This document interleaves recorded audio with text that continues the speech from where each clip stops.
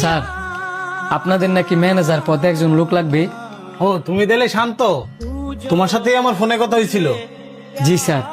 আচ্ছা ঠিক আছে, তুমি আগে আমার রেস্টুরেন্টটা পুরোটা ঘুরে দেখো, তারপর আমি তোমার সাথে কথা বলতেছি। অবশ্যই স্যার। এই যে একটা অচেনা লোকের বিশ্বাস করে ম্যানেজার পদে রাখতাছস, খাইনি পরে টিয়া পয়সা লইয়া বাগে। আরে না, বাগদো না। যখন যাইবো গা তখন বুঝবি। তোরে কবে তো কইতাছি একটা সিসি ক্যামেরা লাগাইতি, হেডও তো লাগাইতেছস না। এই যুগের মানুষরে এত বিশ্বাস করুন নাই। সব মানুষ তো আর এক না। বিশ্বাস আর ভালো মানুষ পৃথিবীতে বাইচা আছে দেখেই এখনো পৃথিবী বাইচা রয়েছে। তারপরেও এই যুগের মানুষরে এত বিশ্বাস করুন নাই। তুই যে তোরা রাখতাছস, একটা পরীক্ষা করে লো। পরীক্ষা তো আমি অবশ্যই করবো। তুই রেস্টুরেন্ট একটু বইবি, আমি ক্যাশের সামনে টিয়া রাখা বাইরে থেকে একটু ঘুরামো, দেখবো টিয়ার প্রতি কোনো লোভ আছে কিনা। আচ্ছা তাহলে তুই ডি কর, আমি কোনো আমি দেখে বইছি। এই শান্ত, এদিকে আসেন। জি স্যার, বলেন। আজকে থেকে আপনার চাকরি স্টার্ট। আপনি ক্যাশে এসে বসেন, আমি বাইরে থেকে একটা জরুরি কাজ সাইডে আসতেছি।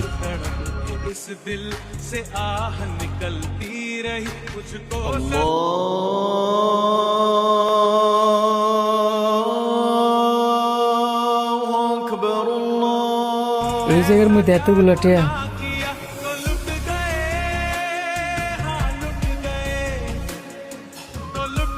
এই যে এক্সকিউজ মি, কই যান? আজান দিছে তো, আমি নামাজটা বাইরে থেকে পড়ে আসি। ঠিক আছে যান। কিরে, তুই এর বুয়া? ওই ছেলেটা কই? বারবার তো কইছি, যার মন সে আরে বিশ্বাস করিস না। তোর এই ফুলায় টেয়া লইয়া বাগছে। পৃথিবীতে সবচেয়ে বড় লোভ হচ্ছে টাকার লোভ। আর সেই সামান্য করে টাকা লোভ সামলাইতে পারলো না, কি করে খাইব? শোন, তোর এই লেগে কইছিলাম, যার এমন চেহারা বিশ্বাস করিস না। যা কলফুর প্রতি গেছে গা, তুই যদি যারা বিশ্বাস করে চাকরিতে রাখতি, তাহলে আর বড় কিছু লইয়া বাগতো। এটা লইয়া মন খারাপ করিস না। না, মন খারাপ করে আর কি হইব? তোরে ধন্যবাদ, তুই যাই পরীক্ষা করতাম কইছস, নয়তো বড় কোনো ক্ষতি হইতে পারতো।